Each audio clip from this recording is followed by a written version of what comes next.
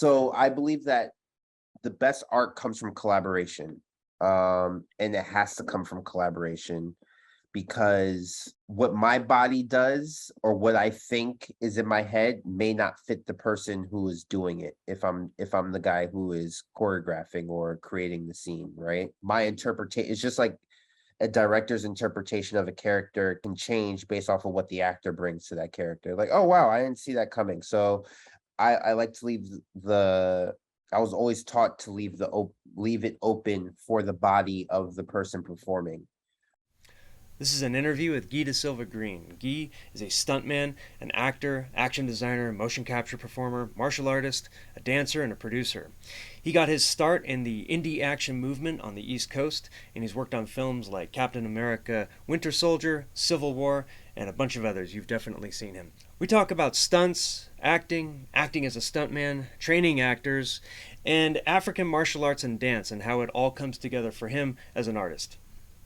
Well, dude, thanks again. Yes, sir. I'm excited to talk to you because you're at a very interesting intersection where you're bringing capoeira, tricking, martial arts, dance, and acting into our genre. And that to me, that to me is fascinating because I really want to understand how people move, why people move the way that they do, and getting your perspective on all this. I think it's important, man. You move in like a fantastic way, and I want to hear about like where your style comes from, and we can just go in order, dude. You can start from childhood, where Yeah, you're from. You can even talk about your family background if you want. Love yeah. to hear everything and like all the stuff that makes you, dude. Okay.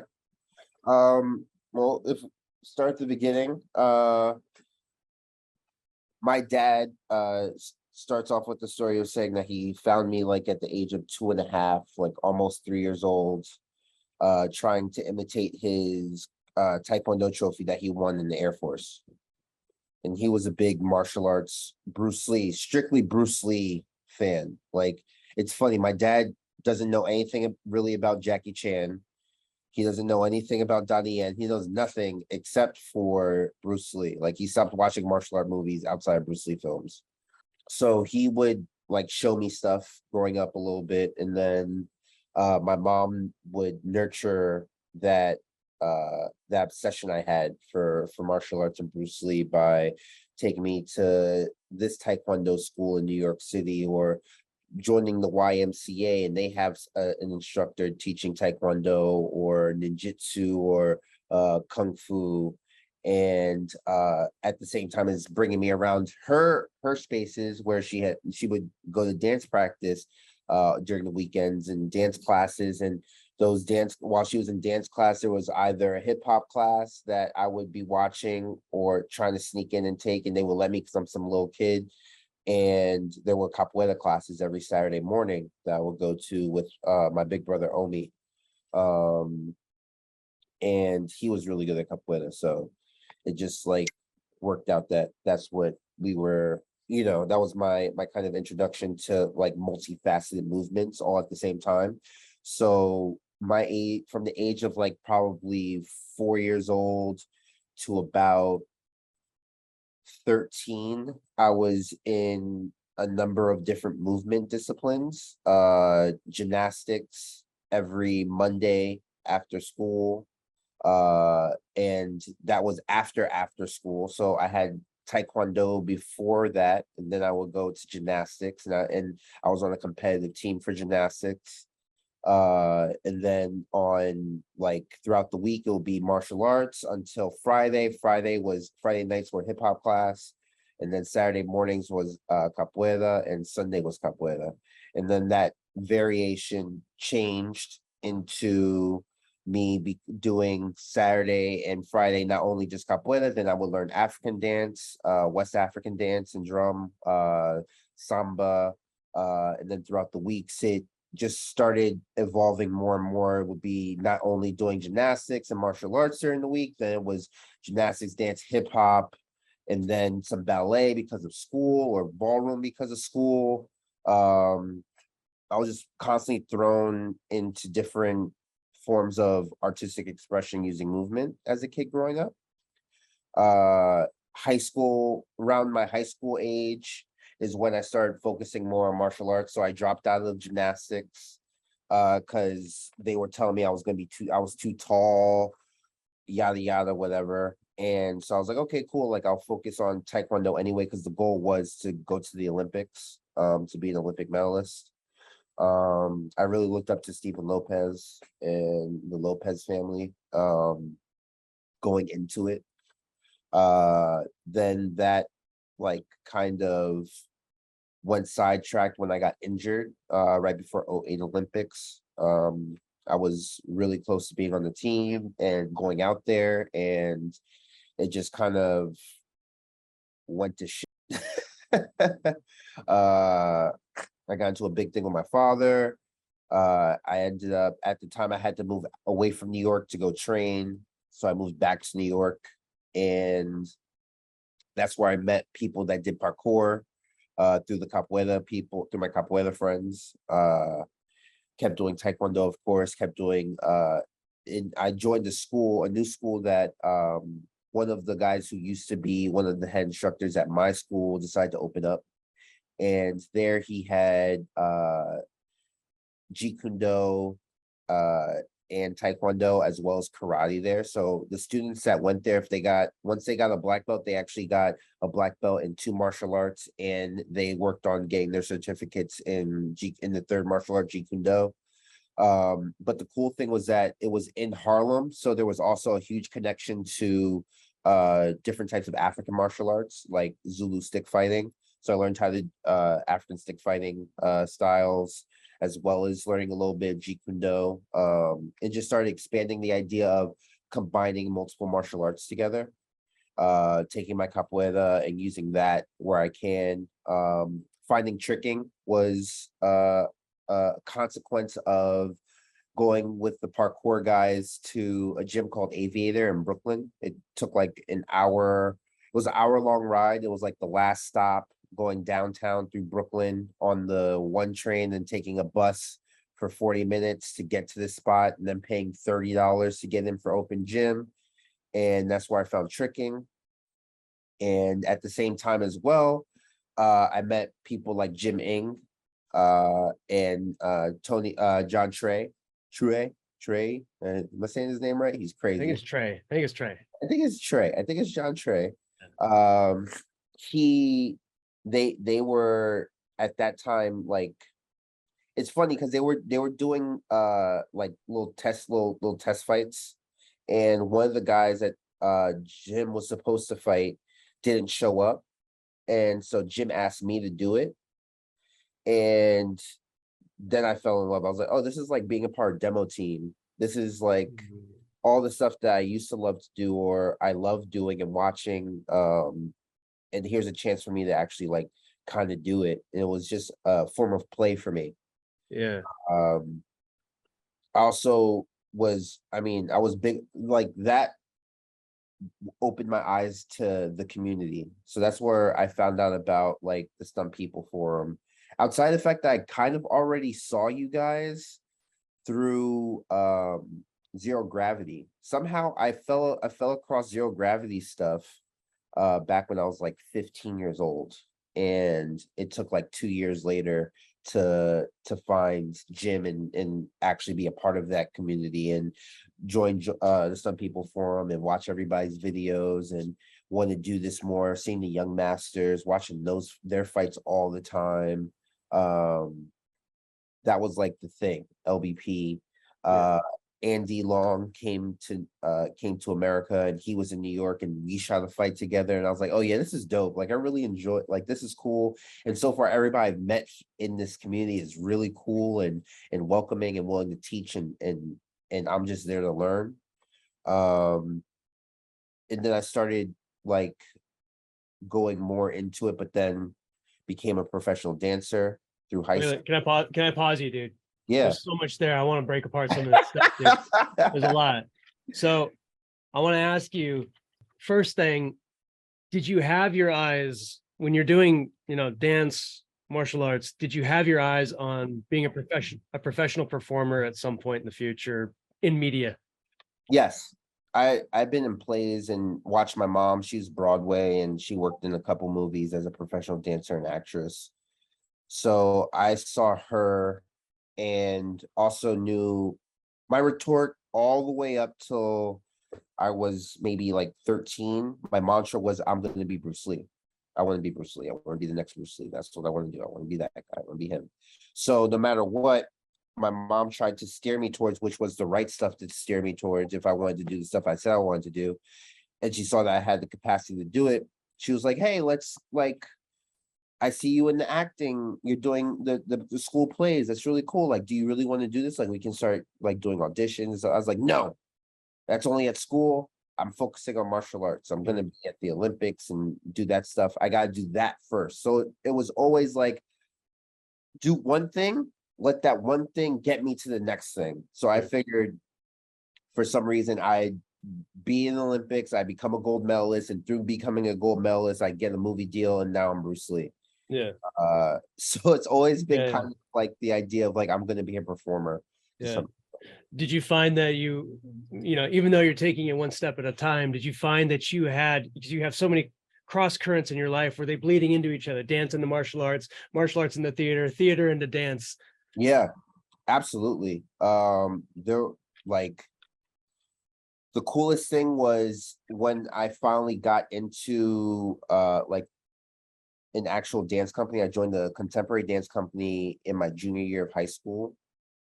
Doug Elkins found me. I was street dancing at the time for fun, and he was the one that was like, hey, you have all these skills and you want to do this thing, you can bring all those skills to this thing. And it's because he came from a b-boy aikido sistema background and was in the contemporary dance world. So he combined that with the contemporary dance styles, modern dance styles, to and to make a very memorable piece of work. Right.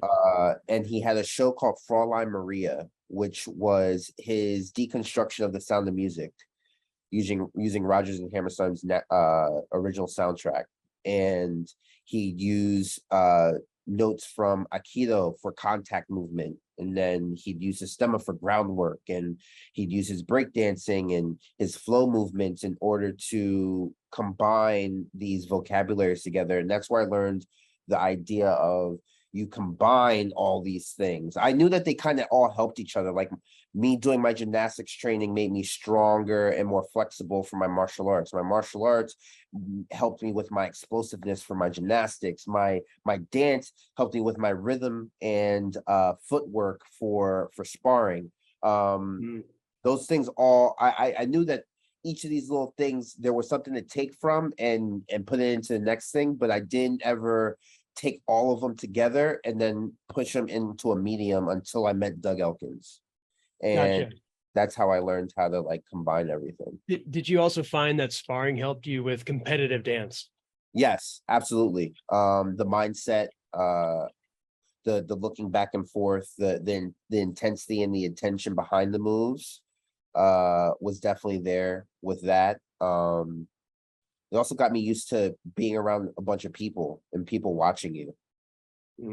So that, I mean, I was already kind of into that because of the whole school plays and stuff like that. But I think that got me even more into like, okay, we're going to this new place and we're going there to battle. We're going there to go with the objective of winning. And I was able to pull that mindset and that idea into it. Then also the teachings of like, you don't just do martial arts when you're at the dojang or at the school. You live martial arts. That's a lifestyle. So I pulled that idea into everything I did. It was like, okay, cool. Like, yeah, I'm not at the dojang right now. I'm not at the dance studio right now, but I can work on all the things that I've been working on and just refine them bit by bit in my living room. You know, I make a lot of noise in my living room growing up as a kid, but that was that was how we did it. Well, if there's two things that we do as martial artists, it's making a lot of noise in the living room as kids, and it's lifting our legs and practicing kicks in the changing room at Target. Yes. making sure that the Absolutely. pants are, Got correct. to. Gotta check. If the pants don't work, maybe I don't want it. So aside from what your mentor was doing, which was really interesting, that seems like an interesting character right there. He was integrating martial arts into dance. At the time when you started, what was the state of martial arts and dance integration at the time? Was it at the time more about the dance, or was martial arts kind of finding its way in at the time? Martial arts is finding its way in. This is also like, all right, so when I was a teen, around that time, 16, 17, 2006, 2007 was the same time like films like Raging Phoenix came out. So like the Thai people were starting to actually thinking of the idea of incorporating dance into martial arts. So that was like even more of a sign like, oh yeah, we're on the right path, we're kind of doing the right things. This is what people are thinking about doing. So that That's a great was like, example. yeah. It's a great example because Muay Thai has the dance before the competition too. I think people kind of negate the confluence of dance within like southeastern martial arts styles. It's actually Yeah, highly integrated. absolutely. It's the same with like Afro martial arts. African martial arts have a lot of rhythm and movement to them. You know, Yeah, I, and I mean, that seems like a very natural overlap with dance, obviously. yeah. Very cool, man. So what was it like tangoing with people doing an indie style fight scene? Like, what was that first moment like for you? Oh man, it was probably one of the coolest things ever. The feeling of throwing punches and kicks in sequence with like the intentions of doing, but without having to touch necessarily, or without actually without the real intention of like I'm trying to kill you, was such a fun, creative new space for me because it was kind of like all the things that I've been training up to that day. It's, it takes a bit of the acting, the performance, right? It takes the martial arts, the skills that I've been learning. It takes the creativity, the choreography, and the movement, and putting those movements together, and then putting it all together with a partner was like super exhilarating, and it was considered playtime for me. Like I still at that point didn't realize that, oh, this is like a career I can make out of this. I'm still a little like, this is just like, oh, this is like really fun. That, I really enjoy, maybe one day I'll still become that movie star and I can still do this, but this is the step towards it, Mm. so. Yeah. So when you started doing this, did you have to break any bad habits that you had developed? Once I met Vlad, yes, I had to break a lot of bad Tell me about that. habits. So I met Vlad like 3 years into moving into Los Angeles and being a professional dancer. And I had decided like, hey, I'm, like, this is fun, but it's time for me to move to what it is I actually want to do, which is I want to be in movies. And the easiest way at the moment, the most open door for me was through stunts because of being at White Lotus and training with people like Aaron Tony, Arnold Chan, Kofi, running into people like Vlad. And I worked with Chris Cowan and Vlad, and that's how I met Vlad for the first time. And it was a project with Andy Lay, Amy Johnston, and Mickey Facinella that will never be seen. And from that point on, Vlad was like, cool, like this guy got good kicks. I was like, dope, hell yeah. Vlad calls me in after I did the BET Awards. Like the day after the BET Awards, he wants to shoot something between me and Brendan. And I'm like, okay, cool. Like I get there, I show up. He makes us do like a 45-minute hike. And then he's like, all right, now go trick. And I'm like, I'm exhausted. Like, you just had me do a hike, and now you want me to trick, and then you want me to fight Brendan. And he was so impatient with me. He was like, all right, fine, whatever, we're done. And we just packed it all up, took the 45-minute hike back to the car, and he was like, from now on, you're not allowed to kick. I was like, okay. And he's like, your hands are sloppy when you kick. He's like, you have Taekwondo hands. I'm like, well, I come from a Taekwondo background, so yeah. That's fine. So I had to learn how to like break the shapes in my hands. I still run into that problem every now and again. Like I'll have loose wrists or loose hands when I kick, and I let him swing and that thing, and he hates that. and I see it now. My biggest argument is, well, Jackie Chan, who you guys love, his kicks aren't pretty either, but they work. As long as it looks like it works, it should be fine. But it's better to have a good picture and a good frame, a good still every time that they decide to pause the film. You want to look like it's good. So I had to learn how to structure my hands for when I kick, and changed the idea of, yeah, I'm throwing, my kicks are good, but I have to adapt them now for screen, which means the whole picture has to be good. I can't just throw a kick really fast and really strong and really high, or really flexibly, or really, with great agility. I have to also now think about how it looks all together. And that was something that I had to pick up. Also had to learn I had to pull in other martial arts. I had to get better at boxing because Vlad wasn't allowing me to kick, so I had to be good with my hands. And then he was like, "Wow, I love your hands." And then he was like, "Okay, I'll let you kick." And then he's like, "Ah, your kicks, yeah, that's right, your kicks are good." And then so on and so forth.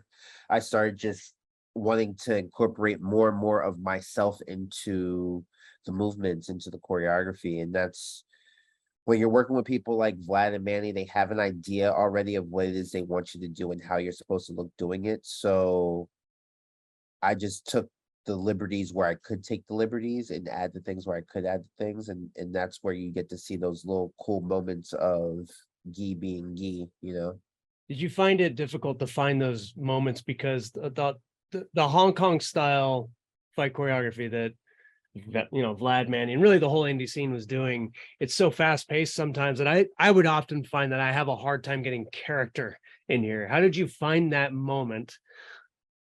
Or were there times where you just couldn't find it?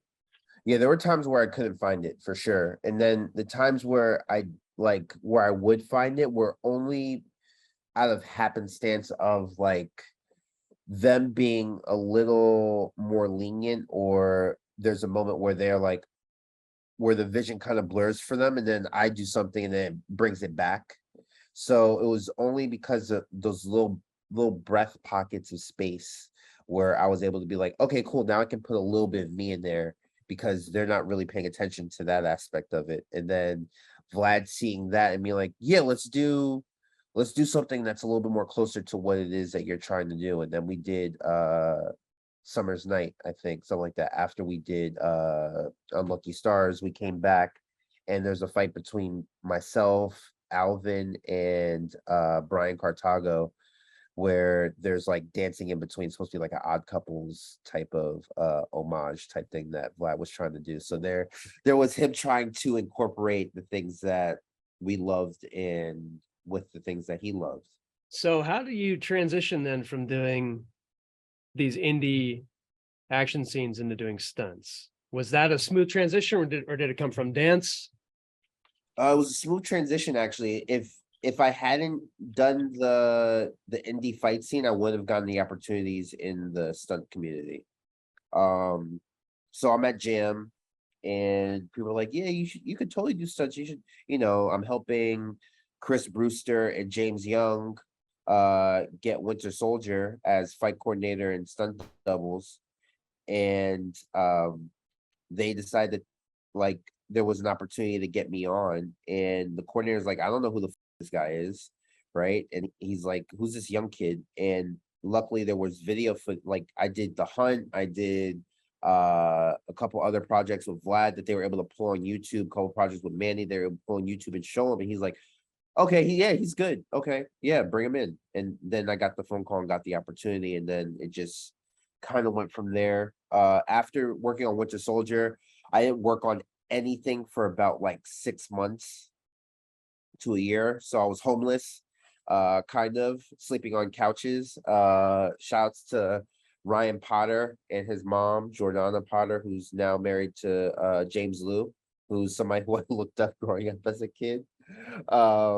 They brought me in, and while I was there with them for those 6 months, I would just shoot with Vlad whenever I can, whenever he had something he wanted to shoot, and shoot something with Manny whenever he wanted something to shoot. I was just trying to be as available as possible because I didn't have anything else to do.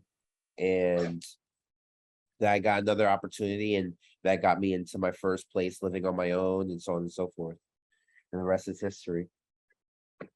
Did you find that doing stunts, in the very American sense, because I mean you're working on these Marvel shows, Yeah. and this is like probably American stunts at the highest degree. Would you agree?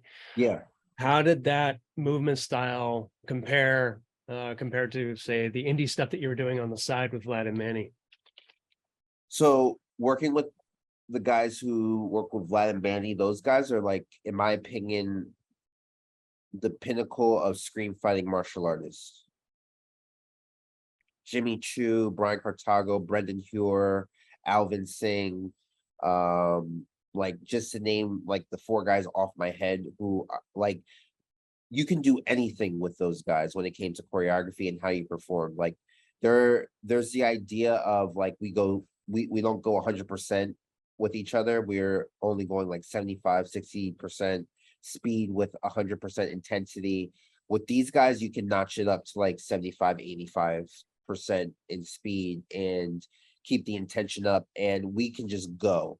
Like it's like, okay, cool, like we'll bang forearms, we'll bang shins, like we kind of want to feel a bit of the fight because it's we're closer to being martial artists in that aspect. Whereas in the Hollywood stunt world, when it comes to the fights, I feel like we're dealing with a lot of people that aren't from that background of martial of that discipline, and therefore they don't move the same way. So things tend to be a little bit slower. There's way more space for egg. There's way less contact being made. That, in my opinion, sometimes contact helps with the performance. So, like, if I need you to kick me in the chest, I will actually kind of want you to kick me in the chest. I don't want you to kick through my chest, but I want you to kick me in the chest so I can feel it. And I want to feel like I can kick you in the chest because you need to take it and you know how to take it and you're okay with that. Whereas, that kind of person isn't quite, you don't often find those guys in the Hollywood stunt world. I mean, I was lucky because I had people like Sam Hargrave there, James was there, Aaron Tony was there, so they kind of understood like my move and what I wanted to do and how I like to do things. But then I had to adapt for the other guys that I was fighting with. Can you describe one of those first interactions where you had to fight someone who just was almost like they were speaking a different movement language than you were? Yeah, it's funny because it's like different dialects, right? Because we're all trying to speak the same language to an extent, except like I might say this word and it's a slang to them, so therefore they don't really understand the word, but the word, it means something to me, so it's finding that interpretation. So I had to Right. do a fight with my friend Kyle McLean. Hmm. Kyle McLean is a martial arts tricker that was the Hawkeye double for Captain America Civil War. And we're doing this fight between Black Panther and Hawkeye. And I remember at times our just rhythms maybe not be on. And I was trying to do things that were different from what we've seen, or trying to pull from the things that I loved watching, Bangkok knockouts. And at the time that was like really big, and nobody had been doing that in American cinema. Everybody's talking about the raid still. So it was trying to figure out, okay, what's the best way to work with this guy in order to make us both look good? Because at the end of the day, my job is to make my partner look good, and it's a giving thing. And so I had to figure out like where his timing and rhythms are, and then I play to his timing and rhythms. That, and then on the same job, we have me going against James Young with Sam Hargrave filming it, like a previs between Winter Soldier and Black Panther. And that's what, if you look at my reel, you see the quick exchanges that we did. We did that in 45 minutes. And it was because like James knows I'm going, and James knows he better keep up. And it's because I know that James can do that because of the fact that we've fought each other through at the park, in front of Manny, in front of Chris. We've done that. So there was more of like more of a trust of, I'm gonna place it here, and I'm gonna be there for that placement. So it's more of like a trusting of the language. Like, okay, I like it's like you're almost in a jam session with music, right? And I'm the drummer, and I'm throwing the rhythm down, and he's the guitarist, and now he's gonna riff over that. and I trust that he's going to understand what rhythm I'm going with to know what kind of genre we're playing at, and that's kind of So yeah, it's fascinating because you're almost like you talked about like a dialect. It almost seems like this old school American stunt style, like that might have been like that's like Latin. yeah. And then you have Italian under here or whatever, Portuguese, right? And it's like if you speak Portuguese, you can probably derive some Latin, but if you speak Latin, you have no idea what Portuguese is. Portuguese is saying, right. So yeah, I wonder if that's part of the tree because like our lineage is we're coming from America, but we've also got this Hong Kong kind of Right. connection as well. Do you think that capoeira helped you change rhythm? Because in capoeira sparring, is there an element of that as well? Like, do you end up with guys that are just on a totally different wavelength than you? I mean, there is a drum. Right. There's a drum, there's a beat and bow, there's music in capoeira. So there is kind of like this set rhythm, but the whole point of the game is that you break the rhythm. And when you break the rhythm is when you usually catch somebody and you beat them in the game, which is you knock them on their ass. So when somebody breaks the rhythm, especially when you have a beast of a brother like Omi, who's like the prodigy of capoeira, he likes to break the rhythm a lot on me.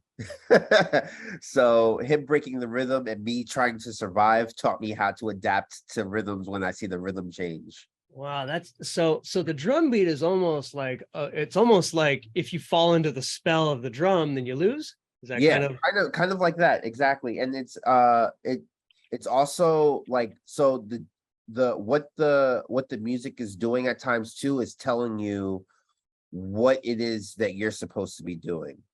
So for instance, there are different types of capoeira that a lot of people don't know about. So the style of capoeira that everybody sees is called regional. It's high kicks, very, very spinny, very fast. But then there's also styles like Angola, which is more slower, more compact. It has a little more cuttingness to it. These are the guys, the Angoleros who do capoeira. They wear like dress shoes and white slacks, and they have a hat on. They're like the coolest of the cool guys. They got the really long dreads, and they're all about being sneaky and breaking the rhythm. So they'll get you down to a position and then pop you, right? So they'll lull you into this rhythm, get you all nice and comfortable, and then next thing you know, you're on your butt or you got a foot in your face. So is there a history to that Angolan sneakiness? Yes. So I believe that's the original that's the closest to the original style of what capoeira was, or of what capoeira is. And it became more embellished and flourished as it became mainstream, because then it's about the attraction of bringing people in and getting people to want to have fun and play the roda, right? The roda, there's no contact. It looks like a good time. Everybody's clapping and singing and dancing, and it's and then you have these two people that are playing the game, and it looks like a friendly game. Nobody gets knocked down, everybody claps hands, everybody goes back around, next people go in, or somebody cuts in. But then like what capoeira really is, and what it really turns into, the real martial arts aspect, you don't really see that in mainstream formats or mainstream media outlets, because it's just not as it's not as pretty. It can look very painful. Yeah, what is that? What is raw capoeira, and what's the history of it? So the history of capoeira starts from, they say it starts from the slaves that came to Brazil from Africa under the Portuguese. And in order for them to keep practicing, they hid their style into a showcase, in a sense, a performance or a party. So there's music, there's dancing, there's a circle around. So it looked more like a celebration of the slaves, that the slaves are doing, rather than they're training their martial arts, when actuality that's what they were doing. And then that led to them being able to fight and like free themselves but they also got banned in Brazil for a while. So you have like the slave owners at the time watching these Black people like doing what looks like a party. They're playing instruments and doing so it allowed them to disguise their training and them working on their techniques and skills as a dance and as a celebration. So it allowed them to keep going and kept it alive and so on and so forth. So that kind of when it came back to being a public thing, they wanted to get more people and embed it into the culture. So it became more of a mainstream style now, which had the big froyos, had the big flips, it had all the beautiful things that you love to see because it was all to bring people into the art or attract people to the art. Gotcha. So if you, I mean, is there some, I'm trying to understand the raw capoeira. So I see the dance, but then underneath it, there's this raw form that actually is like effective at liberation in this case, right? What is that translation exactly to go from that dance style? But are you learning, like what is useful within that actually allows you to fight Right. off, your enemy?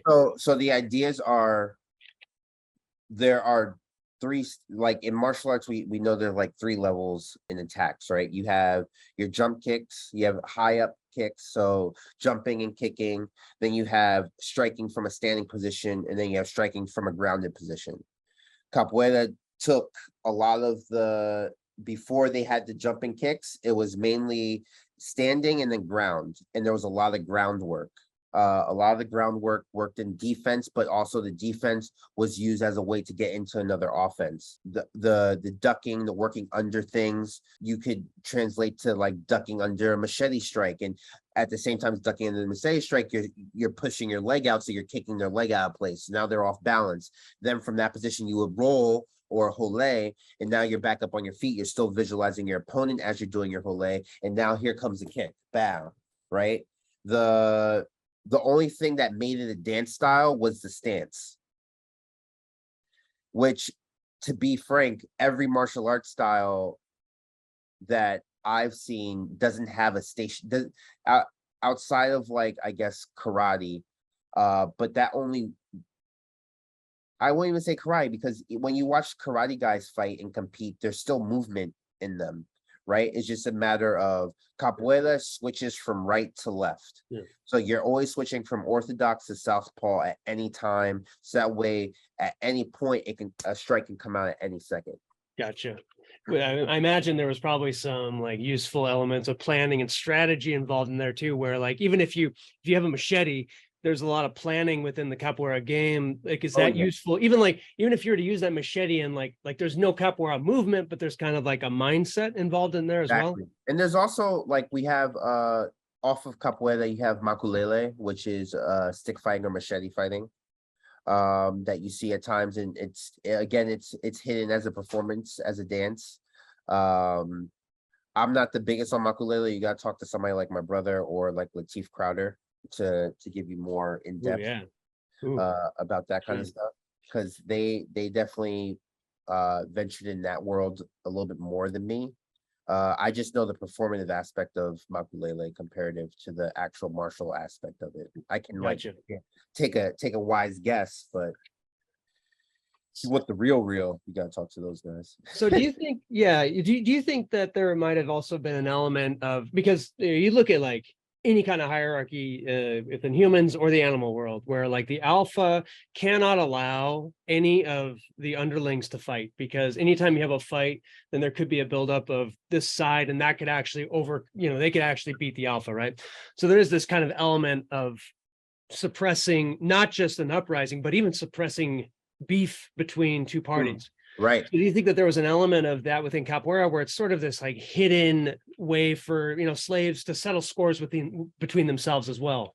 Oh, probably, without a doubt. I could see that instantly. I mean, I see it today in capoeira, so there's definitely some ancestral beef clearing from that as well.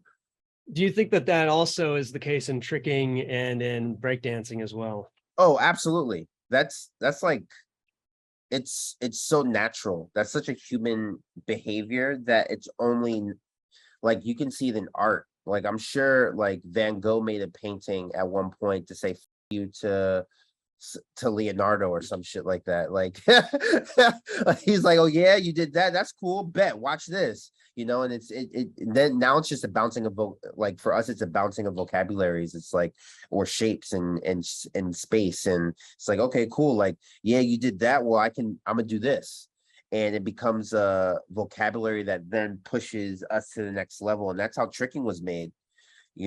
Tricking was made because the guys at the NASCA tournaments were trying to outdo one another. Oh, you're gonna do a 360-degree turn and then throw a kick. I'm gonna do 540-degree turn and then throw a kick. You're gonna invert. Well, I'm gonna invert with a twist, and then next thing you know, you have gainers, you have corks, you have double nines, double sevens. You have all these moves that are being used now that are now the basis and the vocabulary for these new forms of movement, you know. Whereas like breaking just takes from everything. Breaking, which is really cool. Breaking is able to look at capoeira and be like, oh yeah, I can adapt that, or looks at martial arts like, yeah, I could adapt that. Like one of the biggest influences in breakdancing is the Shaw Brothers Kung Fu films. Can you talk more about that? So like b-boying or breakdancing started off in the late 70s. The birth of hip hop happened, and hip hop is writing, aka graffiti, DJing, MCing, and breaking. And the dance aspect of that time, of course, we're thinking like 70s. So like Bruce Lee's already out, Shaw Brother films are already out. And these things were, it's funny because I grew up like in 90s New York City, so I can only imagine what 70s 80s New York looked like, where there's these guys that are on the corners of these streets or on the sides of these streets, and they're selling like bootlegged versions of movies. Now, at the same time as having like the bootlegged film that's in theaters at the time, they also have all the old school kung fu movies and stuff. So that's how I got a lot of my information, and in Hong Kong. That's where I got my introduction to Hong Kong cinema. You know, Dreadnought, The Invincible Man, Half a Loaf of Kung Fu, all these different movies were these $5 tapes that you would get, and $5 cassettes. And so like just off of that alone, like the 540 kick, right? I used to call it at the YMCA, it used to be called the Jackie kick because everybody saw Jackie Chan do it first, right? We thought Jackie Chan was the first to do it, so we called it the Jackie kick. So from Rumble in the Bronx. So like, okay, cool. Like not knowing that Yin Biao exists, not knowing that he did it in Miracles, not knowing that that's a common move that Wushu guys do. Like that's just like what we know. And so we took those shapes and those movements and combined it into what it is that we were doing as a dance. So like it's easy to throw a Jackie kick or a 540 kick and hit a pose. Right? You could throw that, boom, you're on one leg, hold that, drop it to a knee, bang, hold that. Then you get back into your 6-step or your 2-step or your 3-step. And then you pop back up and you give them another pose, boom, give them a little bit of snake, ha, da, da, da, and with a little bit of crane, boom, you know, and you're able to just like take the shapes that they were, because their style is so much about shapes back then, especially if you watch Shaw Brothers stuff, it's so much shape oriented that it's easy to take those shapes and find ways to find your movement into that shape. And so that's kind of how like we took the idea of the martial arts films into the dance world. I almost see more Shaw Brothers influence within breaking than Bruce influence. Yeah. Is that real? Is that true? Okay. Yeah, for sure. Yeah. Wow, that's cool. Okay. That was a huge digression, but it helps me understand now. So back to America, doing in the West Coast, doing stunts. You're thrown headfirst. Well, not quite headfirst. You're getting into the stunt scene. Yep. What was stunt training outside of the indie world? What was stunt training? Like what was the curriculum of stunt training at the time when you got into American stunts? When I got into American stunts, the biggest thing that I had to know how to do was throw a right punch, get punched in the face, and hit the ground. That's what I always tell people. That's literally all you're gonna do in the beginning. That's like Yeah, I got lucky where I got to the point where one big movie, I only had to throw a right hook and then duck and then get hit to the ground. Oh, damn, you had to duck too? That's Yeah, crazy. I got to duck. I got to say I'm the only guy in the elevator fight scene who ducked. Uh, uh makes me the smartest guy in the elevator, doesn't it? No. Yeah, yeah, I remember you. I remember you in there. So like outside of that, the things that you're gonna learn or are it's kind of like on the job. So I never like did high falls or anything like that until I got put on a film. And they're like, hey, now you're gonna jump off this building or jump off the side of this boat that's 100 feet. You're gonna be on the line, but you're gonna be jumping, and you're cool with that. And I was just like, yeah, sure. I'm not gonna say no. And boom, there's your learning, there's your training. You go 175 times, 125 times off the top of this boat for a whole night. And now you know how to use it. Now you know how to trust the wires, you know. Outside of that, I was mainly a fight guy, so the training never really changed for me. I just made sure my right hook was good, made sure my head reactions were on point, and I made sure I could do every fall that I felt comfortable doing, not only on mat, but to be able to do it on the grass and then eventually on concrete if I'm getting paid. Uh, that was like kind of the biggest thing. And then the biggest training for me though, for what it is I wanted to do, because scream fighting was like my medium that and my passion, where my passion lied, is definitely just going out and shooting stuff with Vlad and Manny and doing as much of that as possible, because I believe that the only way you're going to get good at screen fighting is if you actually screen fight. So that was like my training, was like doing those shorts with Vlad and stuff like that. When you're doing a Vlad and Manny fight, is their process of filmmaking the same as the process of filmmaking, say, in the elevator fight in Captain? No. So I mean, there's way more parts. It's all still the same idea. It's just now slowed down completely, right? Rather than it just being three of us, Vlad, myself, and let's say Jimmy. There's just three of us going, comparative to having 40 people around in order to make this thing work. Each of those people has to do a job. They have to set the lighting up. We have to adjust the lighting. We need to move the camera over here now. We need to do this over there now. So it takes a little bit more time. But other than that, that's all it is. It's just more people and more time. And so your performance doesn't change based on the process? no, maybe that's why I am where I am now, because I just kept it the same. I just kept it consistent with that. I just felt like, like you guys hired me because of what you saw, so I'm just going to give you what I am, and that should be enough. And luckily it has been kind of enough. Sometimes maybe not, so but I'm okay with that because some people appreciate it and some people, look out for it and want that a part of their projects. So you're learning from your brother on like you're setting the tempo and the pace. Yes, exactly. And then when I switch it up on everybody, they're gonna be caught off guard, and it's gonna be a real big pop. I can't wait. So I mean that is a question is, when you're doing a fight scene in Hollywood, for example, and is there anything else that you have to take into consideration when you're fighting an actor? Yes. One is to always have intention. If you always are going with the proper intention, it'll help the actor. That's what I've learned. Like, for instance, a lot of people, when we throw punches at one another in Hollywood, right? And it's supposed to be a slip, they'll throw the punch at the shoulder. And that doesn't help anybody, because the actor's going to see that, and the actor's living in the moment. He's like, oh, you're punching at my shoulder. I don't need to move.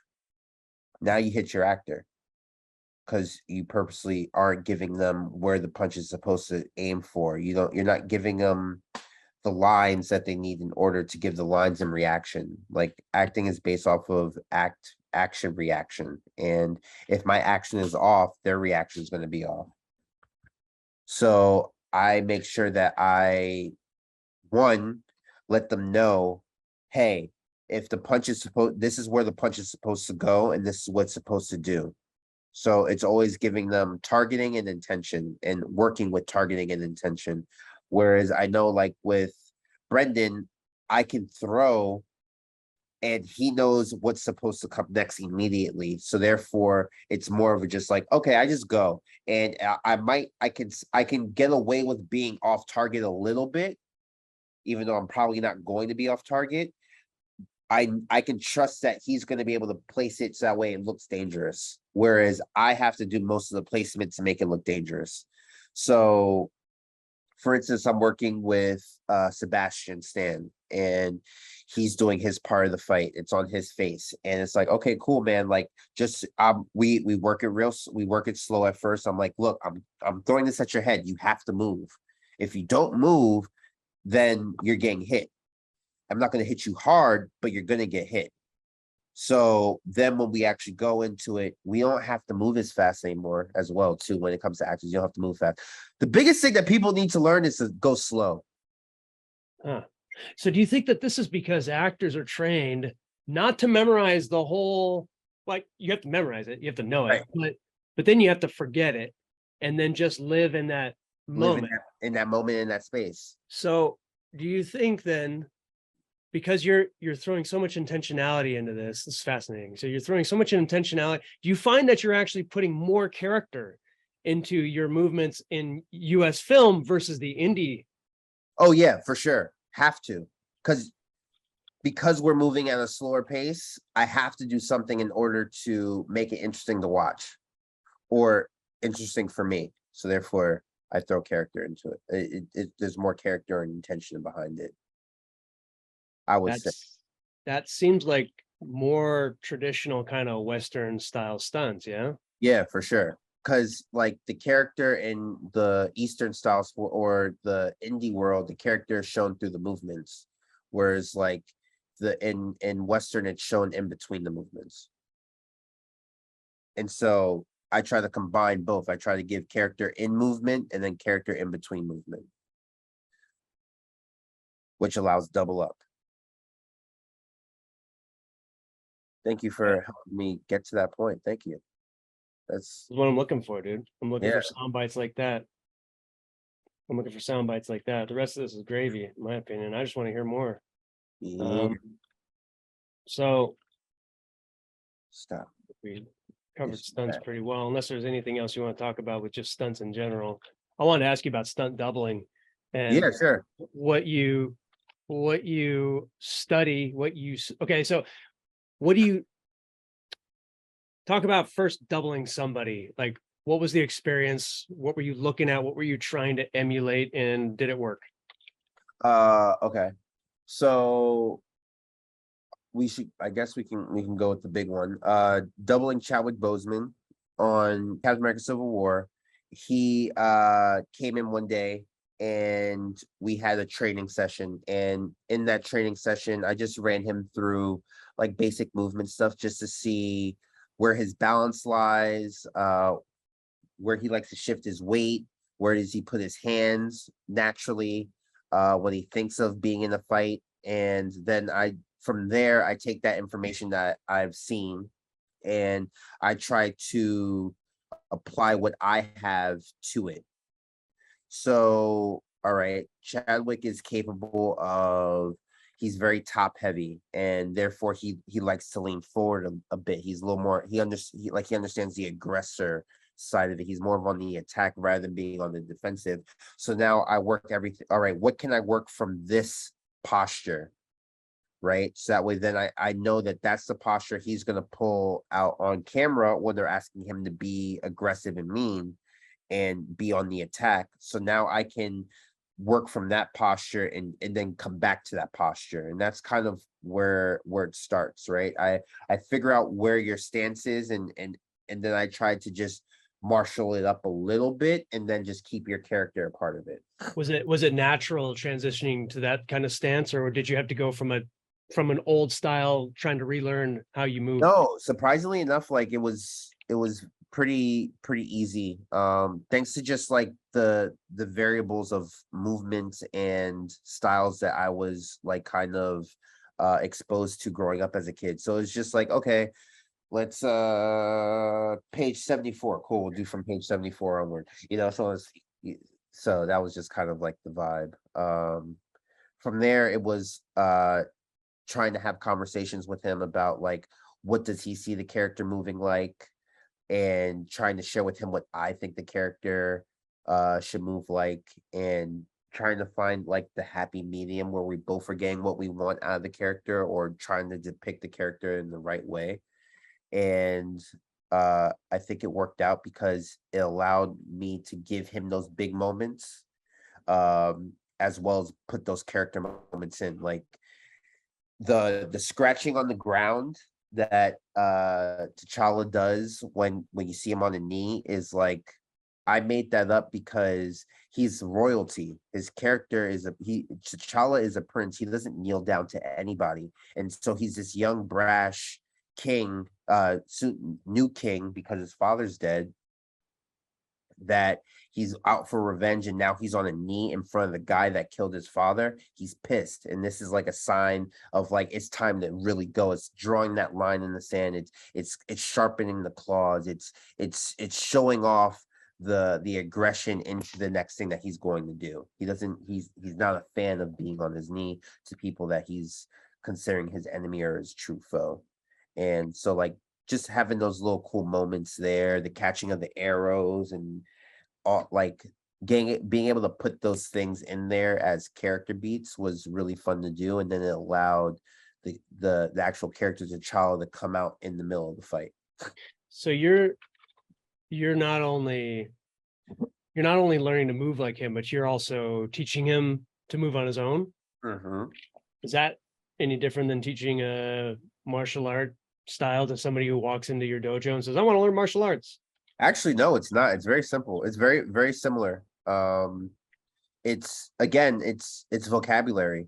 We're teaching vocabulary to somebody who doesn't speak the language. So you have to start with like, okay, first I want to see what your idea of this vocabulary is. What's your interpretation of what you've seen and how it moves in your body? And then, okay, cool.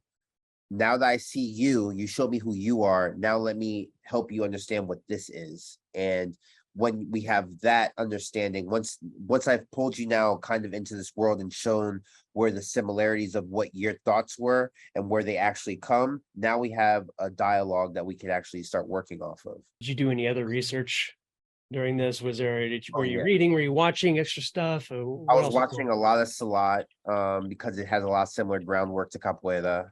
I was watching a lot of Hapkido and Aikido videos.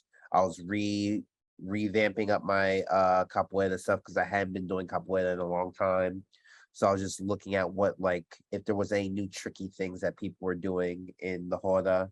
I had to actually pick up Tiger, learning a little bit of Tiger style of Kung Fu, and just trying to incorporate as much of that stuff with the stuff that I already had. So having to go in my little box of my childhood and be like, oh, what toy can I pull out for this particular character?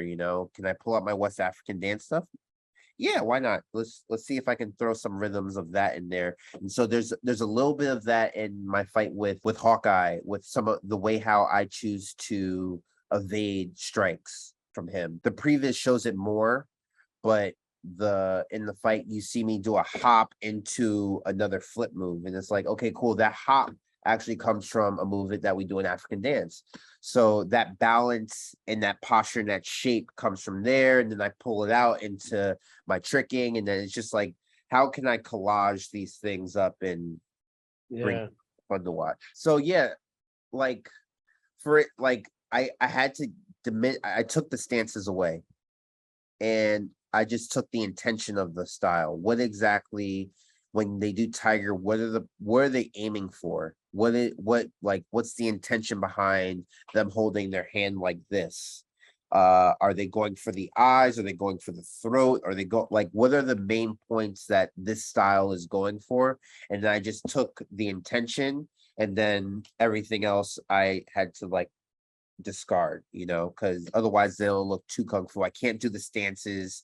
I can't do the rhythms or the shapes that I see in the martial art films or in the wushu stuff, because that's not going to fit in this world.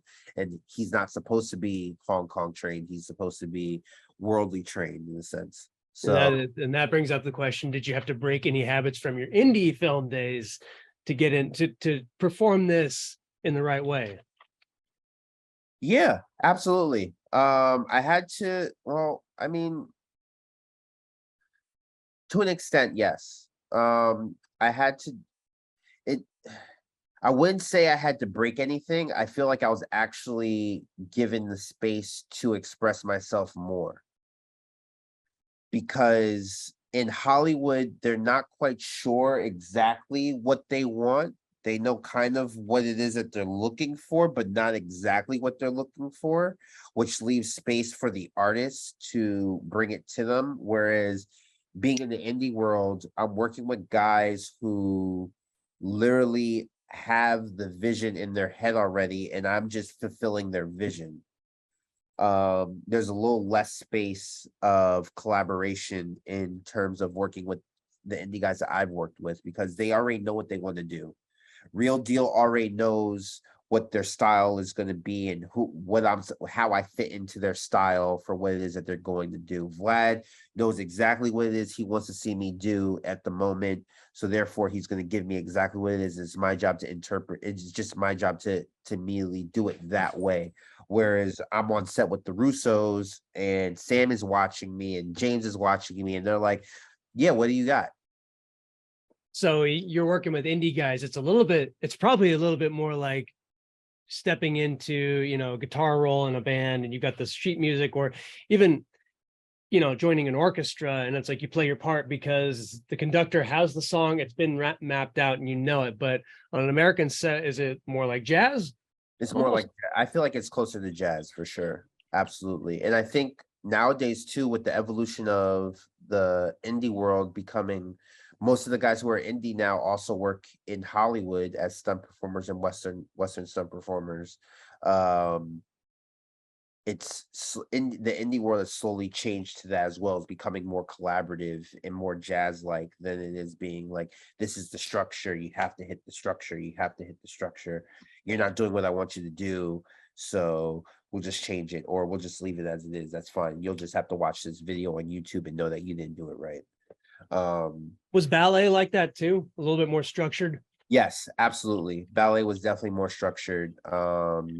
So was, I mean, everything has a structure, right? But it depends on how much of the structure is there that allows self-expression, comparative to there being very little structure and a lot more self-expression, right? So ballet, mainly a lot of structure, very little space to have self-expression in the class or in the piece. There are moments where you get to, I guess, breathe and catch that moment, but you're stuck in the posture. You can't break the posture, you have to stay in the posture. Whereas like African dance, you can, there is a structure, there is a guideline, there is the movements, but then there are moments in those movements where it's going to come across way more different on my body than it would on somebody else's body. And that's the goal isn't to eliminate that, whereas ballet, the goal is to eliminate that. Do you think, I'm just wildly speculating here. So in the African style dance, is that, I mean, does it exist like that? Because are there more different kinds of people and dialects kind of converging on the scene? Whereas in ballet, it's like you kind of have your structured culture and empire, whatever it is, and you have to fit that role. Yeah, honestly, with you saying that, yeah, that makes a lot of sense actually, with the ideas of like this drummer or these drummers, it's West Africa, it's regional. When we say West Africa, it's like there's different tribes. And so when It's a lot. together, how can they work? How do they combine and work together in this circle of creativity and expression?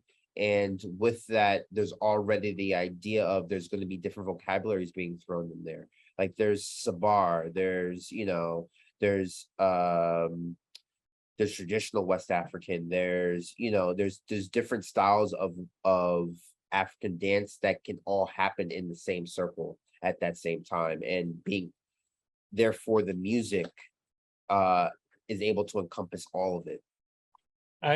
I read this amazing thing about I guess it was I can't remember if it was, I guess it's the Bantu tribes, where traditionally the wives were tabooed from saying the husband's name, and they were also tabooed from saying words that sounded like the husband's name. Wow. For whatever reason. And I think that the husband was tabooed from saying the wife's name too, but the taboo was stronger on the female. And what happened is that you had what was called women's language. This is in South Africa somewhere. Right. You had women's language where like every marriage would create a new freaking dialect. Wow. So because like the women couldn't say words. So like, a woman marries you and she can't say Gui, but she also can't say like glee. So if she wants to say, "Oh, I'm filled with glee," she can't say that. She says, "Oh, I'm filled with sparkles now." Like they have to find a new word for it. Right. So like the words are constantly changing. It's this kind of like constant change of dialects. And so it just requires like this different kind of thought process when communicating with people. And I imagine that kind of like transposes on the musical scene.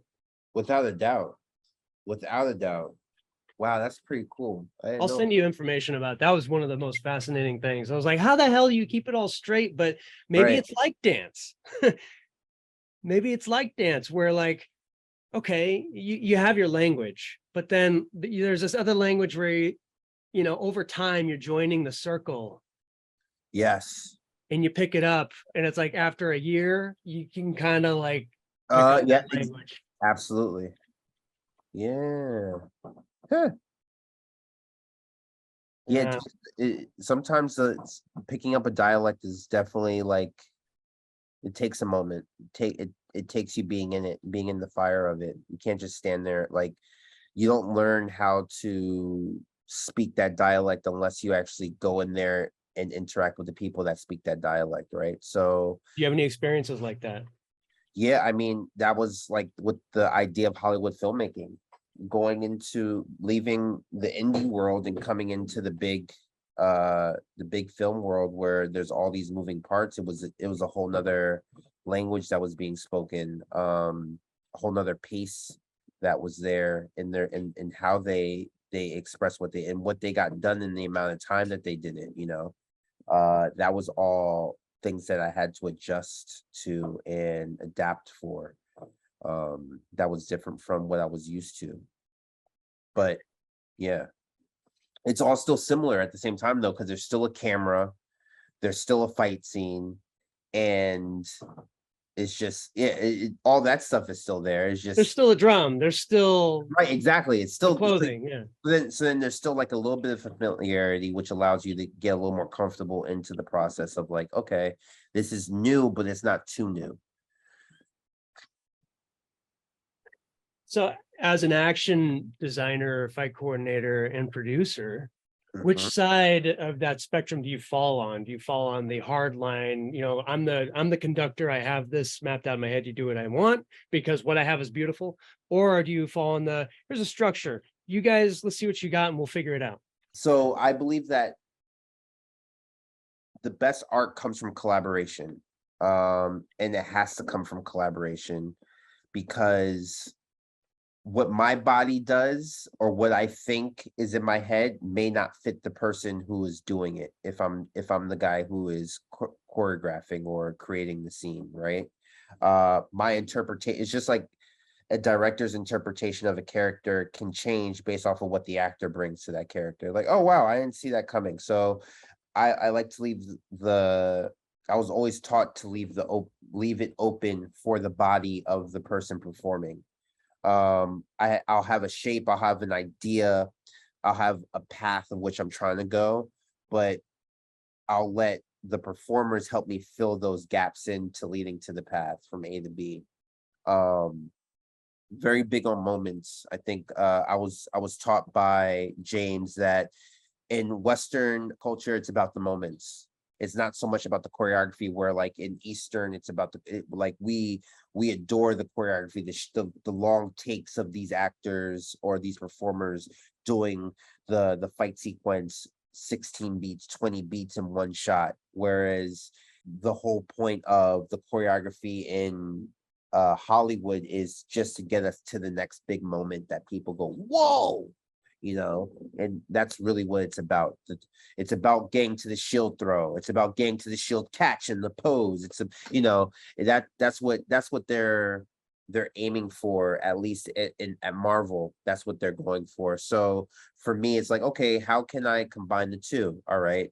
I love choreography because I love the aspect of that art, the artistry that gets there, but I want to get to this moment. So how can I get you guys, you two performers, what do you feel will get you to this point? If fighter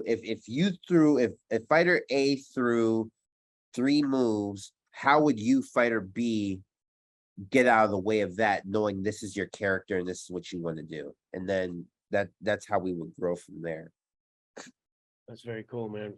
Do you have an example of that? I mean, you've action designed for Chris Brown, which was, you combined music and action design beautifully in that. Yeah, that was fine by me. That's a great example of like taking what Chris is strong at and what he's good at, and then taking what the other performers that were there are good at and strong at, and placing them in front of him, and watching him take kind of the structural movements and adapting it for himself. Like, how do you strike the balance then between being prepared, doing your previs, getting stunt guys into the gym, setting up the geo as closely as possible and like mapping it out, versus getting there on the spot and kind of like going with the flow when you may not have time to do that? How do you find that balance? The balance is when you prepare as much of it as you possibly can, knowing that each spot is subject to get flushed away, right? In order for the purpose of the story. Because why, especially when it comes to working on other people's projects, these big movie, Disney's projects or DC's projects, Marvel's projects, it's not mine. So everything that we make, or everything that I've been a part of, and I am perfectly aware of, and the performers are aware of, that it could potentially change. It might not be your character doing that now, because on the day the director decides, I actually want this guy to do it, because for me, and as a director in my head, this looks like a really strong moment for that, and you gave it to this guy, I want to swap it, and now you just have to adapt and change. How can we change and adapt it for that person? So it's just constantly being willing to discard or add new ideas or new thoughts. And nowadays with previses, you have a lot of people that, I mean, you end up giving like 4 or 5 versions of one fight, and the one that they all agree on, it can potentially end up being a mash cut of something from each one of those different previses that makes up the fight that now they want to film. And then you get there on the day and they want to cut half of it off, or they had to switch everything to the other side because the lighting is better over here than you guys had originally choreographed it all to be filmed on the right side. Now all has to be filmed on the left side. And so you just have to adjust everything on that at that point. So Which is frustrating, but yeah. Yeah, been there. So when you're doing previs, how do you balance performance and showing what is potential from the performers versus keeping everybody safe and just trying to find the structure of it? Is there, like, do you try and find a balance there? Yeah. So like the biggest thing that I try to find in terms of creating a balance is, first thing we have to do is figure out who our characters are. I mean, it's always like, it's very story driven. And then like whenever we're doing a previs and stuff like that, the main thing is how we serve the story, and how do we serve the characters in this part of the story. where are they and where are they going to go at the end of this fight? And then once we have that determined, we can then we can start working on where do we go from there, if that makes sense. So we know that, for instance, John Wick, he just got out of a fight 15 minutes ago, but in the story, it's probably like a day or two ago, where he got stabbed. Okay, so now he's walking into this fight, just so we know. John Wick is X, Y, and Z, this character, but now we have to add W to it because he's hurt. He's hurt here. How can we go in? So let's go into this fight. Boom. At the end of the fight, he's back at A, B, and C from X, Y, and Z. How do we get him to A, B, and C? Well, W is a big factor. Let's find a way to have him come into the fight and W become a problem, which then he has to then, which is, i.e., we create an obstacle. We create a new obstacle, a new thing, a new challenge, a new thing for our hero to overcome. And then him overcoming it gets him to A, B, and C. So that's kind of like where I would start with building the structures, finding in the story for the previs is, where do we go? We sit down, we talk that out first. We figure that out.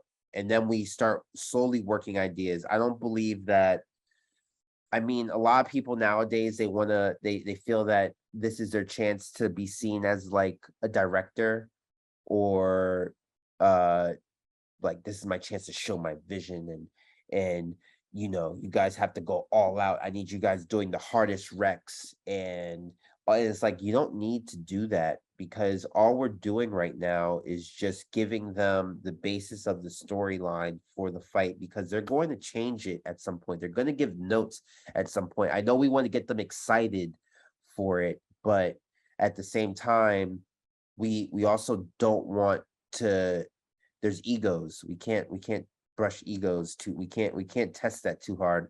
And I learned that actually from Garrett Warren. I was working with him on Transformers, and he was like, I don't understand why you guys like edit and put music and sound effects on previs. It's stupid. Like, you're gonna tell the director how he needs to cut his fight. You're gonna tell the sound guy what kind of music he needs. You're gonna tell the you know, and it's just like, that's not necessarily what we are aiming to do when we do that, but that's what it can be interpreted, and being aware of that, being in a possible interpretation, makes you end up moving a little bit, you know. And so at that point, it's like, well, if that's the case, if we're not, if that much is there and there's no point in us pissing anybody off, why put anybody's bodies at risk? Like, if we have to test a wire gag, yeah, we test it. We use a whole bunch of mats. If we have to do a fall, you don't need to do it on concrete. Let's put a mat there, and it'll make the point. You don't need to not shoot the ground now because the mat's there. But at the same time, we also, the biggest things we want to do is tell what the story is, and then we also want to show where we can plug our actors in. Yeah, I think this is a good lesson for, I'll say this outright. When stunt guys are doing previs, like, don't make people break themselves. I really don't understand the point of this. If you have to show the shape of a fall, like if that's important, do the shape of the fall. Right. I just but to Garrett Warren's point, I've heard that before. I've heard it from a director before. I've, experienced it myself. I shot an Altered Carbon previs, which actually the director, he came to me and he said, "This is great, but the music is all wrong." You got to change the music. So he wanted a music option, right? And he wanted color correction. And I shot it Hong Kong style, and I think he kind of took the music direction, but he shot it totally differently. So you have to find out what the director wants. Right, exactly. That's usually, that's what a previs really is. The previs is really just like, it's a conversation visually between the director and the stunt team of like, oh, is this like, what do you think about this? Do you like this style? Is like, I'm if you don't have those conversations, because like, I don't know, I mean, when it came to like James and Sam's relationship with the Russo brothers, they were definitely like very hands-on. but the Russos at the same time let it be known, like, you guys shoot the previs and we're gonna shoot it based off of your previs. And that's cool. But then there's also the directors that don't do that, like Stephen the Knight on Pacific Rim Uprising. Liang, this guy from he originally started in Hong Kong, but he lives in London. Amazing guy. You saw him in the fight with Tom Cruise and Henry Cavill in the bathroom. He choreographed these fights, and they didn't come out anywhere near how they were filmed or previs, right? Because it's just a different interpretation of what the director wants in action, or how he views action compared to how we view action. Yeah, that was my big mistake when I did the Altered Carbon shoot, which is I shot it Hong Kong style, not thinking about the fact that they're going to shoot a coverage style and they have like 2 days to do it, and I have 5 days. Right. So I was like, oh, I should have thought of that, because then I actually could have delivered something that they could shoot. But I mean, that's another thing, which is I've seen films where they follow the previs and they follow the camera work, and it actually ends up terrible. That happens where like the camera team on the previs, like they don't like the fight in the, like suddenly the fight scenes look nothing like the movie. And so again, this is like, there's no one right way to do it. The equipment is also different. The type of cameras that we're using in previs compared to the type of cameras they're using on the day.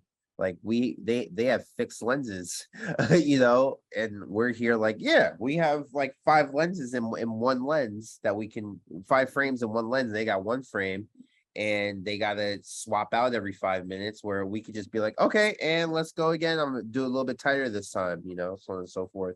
Or the camera's lighter. I've plenty of times have seen camera people complain about how heavy the camera is, you know, and it's like, yeah, it's heavy. I get, okay. So you can't move as much. You're not going to want to move as much. So we will have to adjust everything for that. So it's shooting. You also have to learn to shoot for them. Because they've been shooting for 2 months already. Right. Exactly. And, you know, we're stunt guys. We were like, oh, cool. I got my DSLR and I'll just go and shoot previs. Exactly. Yeah. On a little Ronin. Right. They have a 45-pound, 50-pound camera on their shoulder. Yeah. So you were talking about vulnerability with John Wick, and kind of like finding moments like that. And as an actor, you know, obviously as a stunt guy doing indie short films, you're an actor, but you've done full-on acting in shorts like Outcast and Paper Tigers, and which I loved both of those. And oh yeah, thank you. And Outcast, I think what connected, well, the reason I was connected with that one is the inhaler, because I grew up with an inhaler in my hand at all times, and so how do you, as an actor, and you're a tough guy. I've seen you. I know you're tough. And how do you then, like, I mean, as a performer, how do you introduce vulnerability into your character? Because I look at you and I see a tough guy, but then you put the inhaler in. Well, maybe because I'm short and I'm not a tough guy. You have nice eyes. I have to say, you have kind eyes, but you're a big dude. And so, do you ever find that, like, do you struggle with finding vulnerability, or is this something that comes easy to you?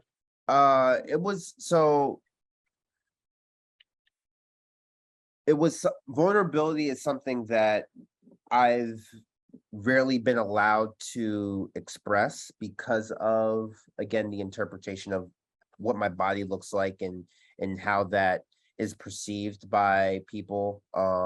Like even in my acting class, like, it's funny, in my scene study class, like, all the girls that I worked with always wanted to pick like couple fighting with me.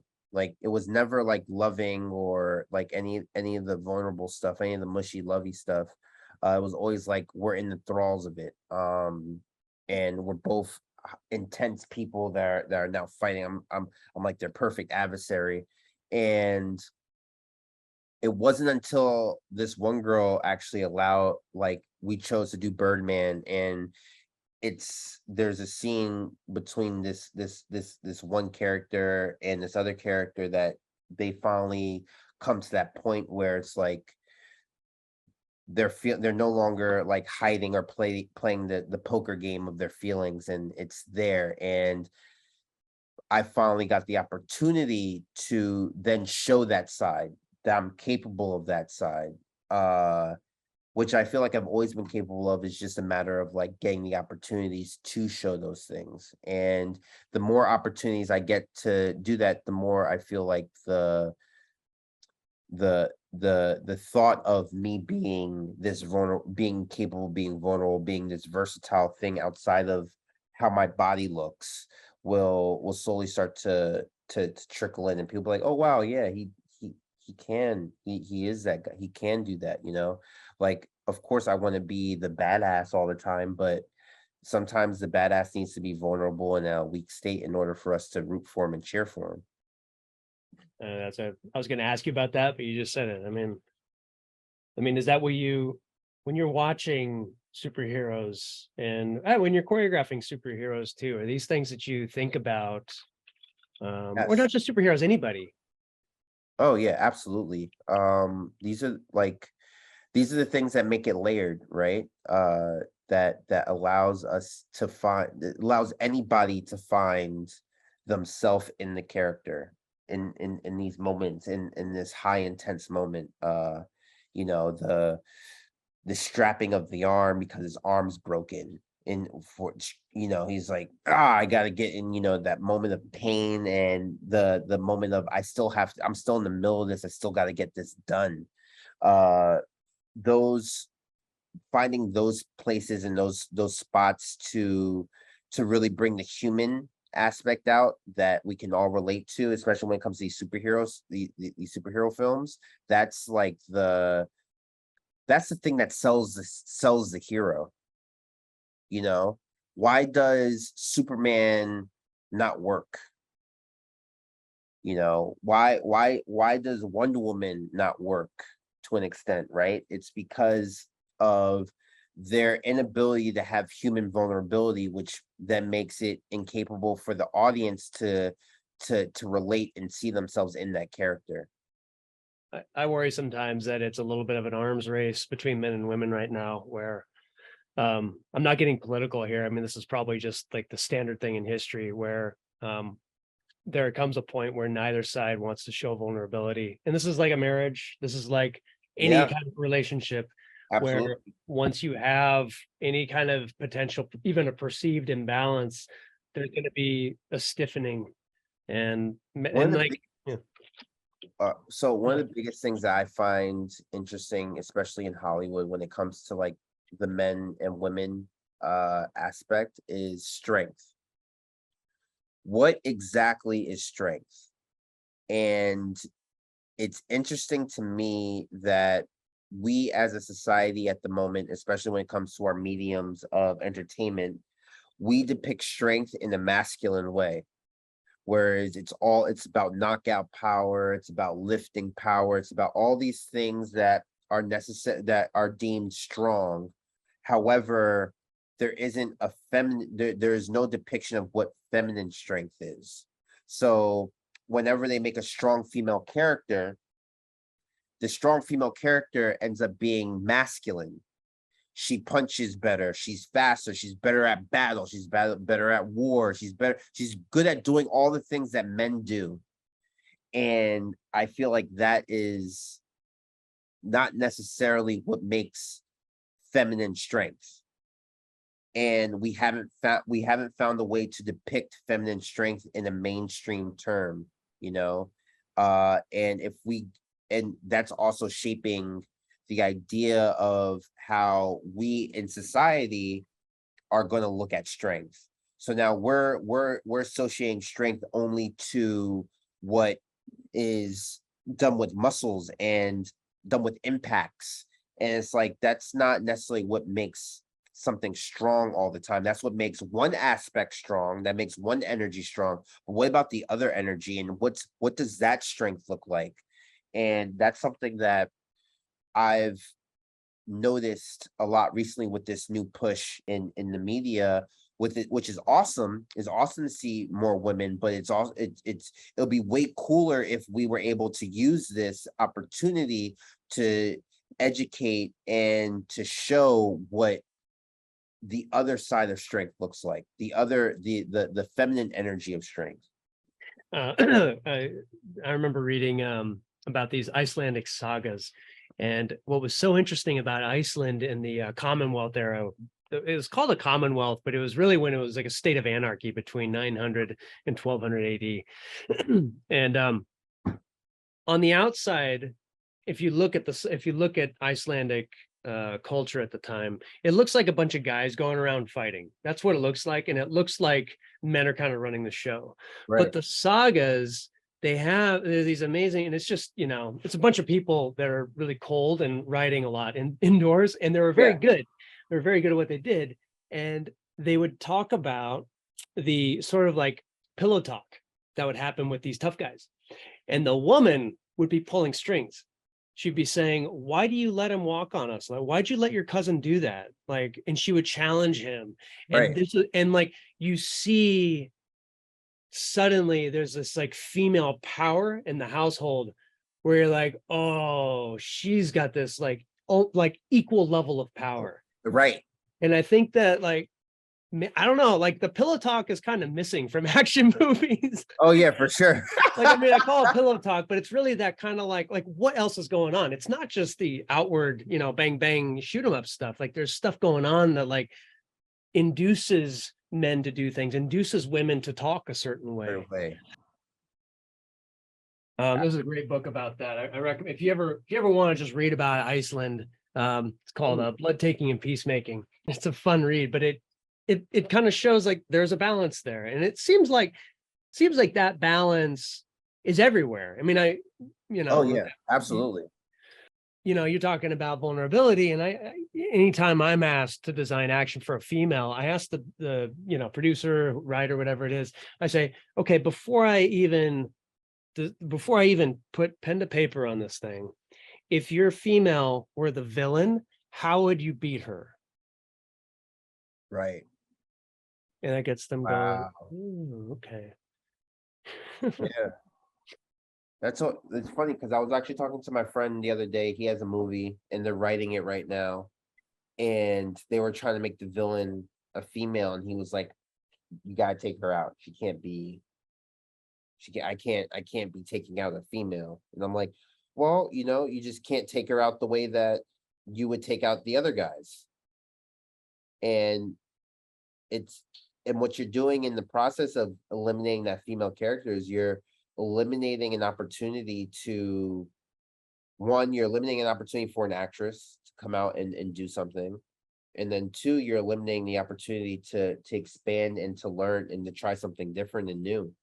It's not often that you get to see like a strong like a actual villain get taken out in a way that you wouldn't traditionally take out a villain. I mean, that's very well put. I mean, would you say that that's the same with any archetype of a character where, perhaps people fall into this certain mode of thinking where, this kind of person can only play a very strong stoic type. But then what that does is when you remove the vulnerability and the flaws from that character, now all these other characters get to show their flaws and excel. I mean, you've kind of like removed this ability for, a great acting moment. Right. So true. But sometimes it's on purpose so that way the other characters excel in their vulnerability. Can you do you have an example? An example of like all right, so in comedy, right? There's rules in comedy, and there's always a straight man, right? The straight man is the grounded person, the person that is like, what the hell is going on? And because of him being what the hell is going on, all the other people around him that are being characters, they blossom even higher because of the fact that he's showing that they are characters, that they are bigger than life a bit. And because he's the dude that's like still in the human, in the grounded aspect of the world, that just sets up everybody else to rise up. And then at the same time as them rising up, now he gets the big joke because of all the that all the other characters did around him. So you can kind of get away with doing like, I understand at times it depends on why you're making your characters this way, right? Is it if the intention is because this character is stoic, is so that way everybody else has is vulnerable and showing his incapacity to be vulnerable. So that way, then when you get to the point at the end where our character gets his change, the stoic character changes, and then he gets into his vulnerable state. Now it's a bigger blossom, and now it's a better story. What are you moving toward, Guy, as a performer and as an artist? You know, what do you want to do in media? I want to do what Tom Cruise is doing, what Jackie Chan has done. I want to bring back the movie star. We don't have movie stars at the moment, to be honest. I mean, outside of The Rock, but that's about it. And he's slowly becoming more integrated into the whole like superhero world. I would love to do what Tom Cruise is doing and make movies that I love to make, that people love to watch, that allow me to use all aspects of my performing capabilities. That's the biggest goal. That's where I'm at right now in terms of trying to make that happen. But while on the journey, I am learning how to make a video game with Eric Jacobus, learning how to He's no good. Avoid him. learning different aspects of movement. I'm always like looking to learn new things and see how I can adapt it to what it is that I want to do. And so I've been like dabbling in many different disciplines at the moment to just gain kind of a broader tool set to pull from for the future. That's kind of like everything is leading up to that moment. Please share your notes, because that's what I'm working on too. Yes. Trying to write almost like a grammar book on I mean, you can almost say that it's a grammar book on violence, because so much of dance and tricking and all this, there is this sort of like, I mean, the way that I see it, maybe you disagree, but there is this sort of substrata of human violence that we are always trying to tamp down in a productive way. Right. Trying to keep things from blowing up, as things so often do now. And I think that's the beautiful thing about art, is that it gives us this language, this sort of like meta language above just dialogue, right? You're probably one of the only people I know that can like make things into that are of this world into digestible, informative formats that actually can teach people exactly what it is that they're doing. Like there's a lot of people that make video essays, but the way how you make video essays and the way how what you're talking about, I always feel like I'm learning something new from. Oh, I'm glad to hear that. Just hearing somebody's opinion about something. The way I saw it, like on the forums, was that you never said it's just my opinion, but I think that your filmmaking is no good on this video. Right. You just said it, and that's how we all got better. Because it actually made us go into that person's head and go like, all right, well, let me see where that opinion's coming from. Right. It's full of shit, and here's why, right? Or, oh, I can kind of see what he's talking about. Yeah, maybe I'll make that change. It's so cool that I get to interact with super beings like yourself. That's probably one of the most fun aspects of having moved from New York to Los Angeles, and then now just being completely a part of such a cool community where I'm actually like dealing with the demigods of that community. Oh geez, don't put me there. You are definitely there. I'll fall right off of that pedestal. You got Vlad, Latif, the Zero, Tony Chu, Dennis Rule. You guys are like the demigods of this thing that I love so much, and I get to interact with you guys on like a casual and formal basis, which is really awesome. Part of the thing too that I was raised to I came from a middle class family that wanted me to go the next level up, and I was studying math and I got into academia. And like what I hated about it is that like I don't speak that language. I Right. don't speak elite talk. I don't speak the language of the universities. And it would take me a long time to understand this stuff. And so anytime I wanted to understand theory, it was written in this like other language. I speak mechanics talk. My dad's a mechanic, you know. Yeah. I That's speak a mechanic, you know what I mean? And right. I think a lot of us are kind of at that level where we're like, look, we just want to know how the bolt fits on the nut. That. How does that work? Like, don't talk to me about structures or anything like that. Like, how does it work? And then it's just a matter of like translating that in a way that makes sense. Yeah. You're very good at making it make sense. It was funny. Actually took your uncooperative choreography with my Muay Thai coach. And the way how you were able to explain what that was, I literally just took and explained, like, I explained it to him and he completely understood it. And he comes from a martial arts world, so he understands that vocabulary, but he doesn't fully understand like what the aspect of screen fighting and how that is adaptable there.